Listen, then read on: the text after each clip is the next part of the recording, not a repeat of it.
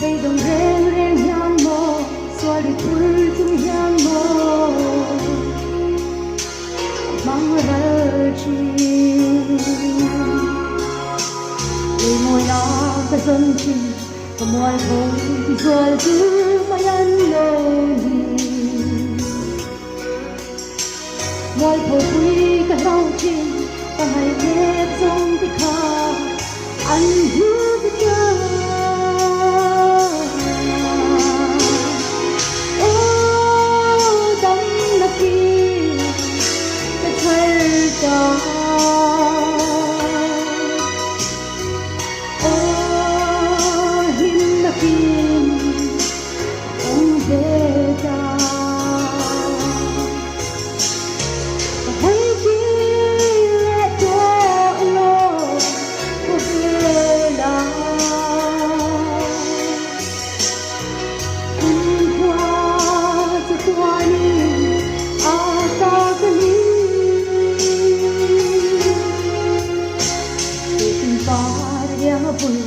đầm lại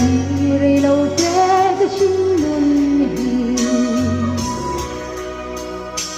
cây mà tan băng lo gì nhưng cái tu tan băng đi muốn cho